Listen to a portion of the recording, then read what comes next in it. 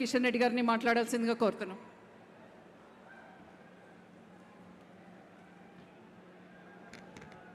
భారత్ మాతాకి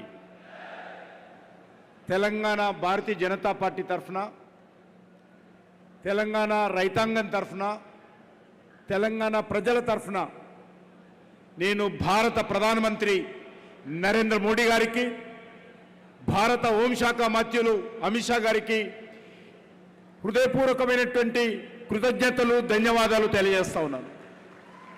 అనేక సంవత్సరాల నిజామాబాద్ రైతుల యొక్క పసుపు బోర్డు ఏర్పాటు పోరాటం ఈరోజు సాకారం కావడమే కాకుండా దేశానికి సంబంధించినటువంటి ఈరోజు పసుపు మధ్యప్రదేశ్లో, మహారాష్ట్రలో, అనేక రాష్ట్రాలలో కూడా ఉత్పత్తి అవుతున్నప్పటికీ కూడా మరి తెలంగాణ రైతుల మీద, నిజామాబాద్ రైతుల ఉన్నటువంటి ప్రేమ కారణంగా నరేంద్ర మోడీ గారు ఈ యొక్క జాతీయ పసుపు బోర్డు హెడ్ క్వార్టర్ నిజామాబాద్లో ఇవ్వడం ఏదైతున్నదో ఇది గొప్ప పరిణామం అని సందర్భంగా మనం చేస్తున్నాను.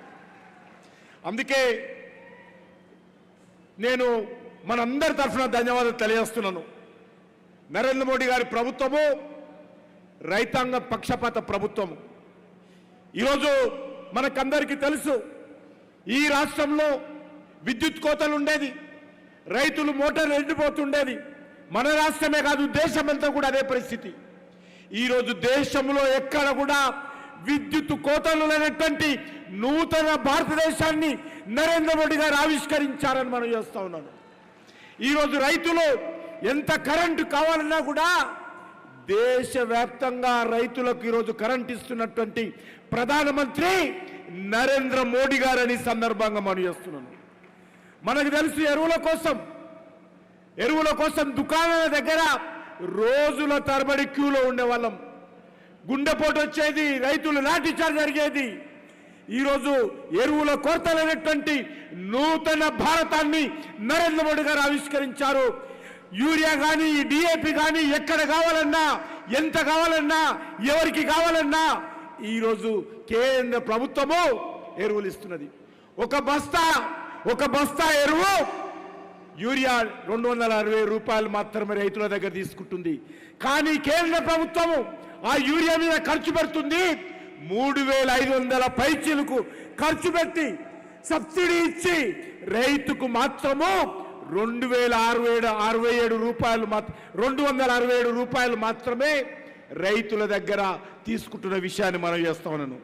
అంతేకాదు, ఈరోజు మన తెలంగాణలో రామగుండంలో ఫెర్టిలైజర్ పరిశ్రమ పెట్టి నరేంద్ర మోడీ గారే ఫౌండేషన్ వేసి నరేంద్ర మోడీ గారే ఆ ఫెర్టిలైజర్ పరిశ్రమకు ప్రారంభోత్సవం చేసి తెలంగాణ రైతులకు ఆ యొక్క రామగుండం ఎరువుల పరిశ్రమను అంకితం చేసినటువంటి వ్యక్తి మన ప్రియతమ ప్రధానమంత్రి నరేంద్ర మోడీ గారు మనం చేస్తా ఉన్నాను. అంతేకాదు, మనకందరికీ తెలుసు, ఈరోజు అనేక రకాలుగా రైతులకు సంబంధించి ప్రధానమంత్రి కిసాన్ సన్మాన్ నిధి పేరుతో ప్రతి రైతుకు సంవత్సరంలో 3 సార్లు అకౌంట్లో డబ్బులు వేస్తున్నటువంటి ప్రధానమంత్రి నరేంద్ర మోడీ గారు బీజేపీ ప్రభుత్వం అని ఈ సందర్భంగా మనం చేస్తూ, సమయం తక్కువగా ఉంది కాబట్టి పెద్దలు అమిత్ షా గారు మాట్లాడతారు కాబట్టి మేము ఎవరం కూడా ఎక్కువసేపు మాట్లాడకుండా ఒకటి మాత్రం మనం చేస్తున్నాను. ఇది తెలంగాణ రాష్ట్రానికి సంబంధించి, తెలంగాణ రైతాంగానికి సంబంధించి, అది ఎరువుల విషయంలో కావచ్చు, విద్యుత్ విషయంలో కావచ్చు, లేకపోతే పసుపు బోర్డు విషయంలో కావచ్చు, ఏ విషయమైనా సరే నరేంద్ర మోడీ గారి ప్రభుత్వము తెలంగాణ రైతులకు అండగా ఉంటుంది, తెలంగాణ ప్రజలకు అండగా ఉంటుంది.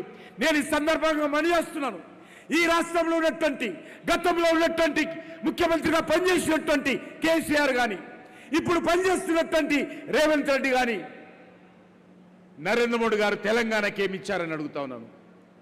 ఈరోజు సాక్ష్యము రేవంత్ రెడ్డి గారు, మీ ప్రభుత్వం ఉన్నప్పుడు చేయలేదు. 10 సంవత్సరాలు యూపీఏ ప్రభుత్వం ఉండి మన్మోహన్ సింగ్ ఉన్నారు, మీరు చేయలేనటువంటి పని ఈరోజు నరేంద్ర మోడీ గారు, బీజేపీ ప్రభుత్వము నిజామాబాద్ రైతులకు అద్భుతమైనటువంటి కానుక ఈ యొక్క పసుపు బోర్డు సందర్భంగా మనం చేస్తా ఉన్నాను. కాబట్టి భవిష్యత్తులో కూడా అన్ని రకాలుగా తెలంగాణ ప్రజలకు భారతీయ జనతా పార్టీ నరేంద్ర మోడీ గారి ప్రభుత్వం అండగా ఉంటుంది.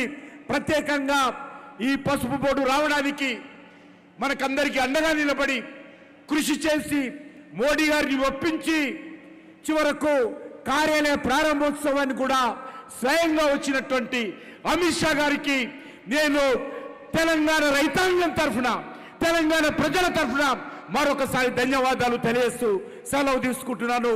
భారత్ మాతాకి జై జవాన్, జై జవాన్. మన పార్లమెంట్ సభ్యులు శ్రీ అమిత్ షా గారికి స్వాగతం.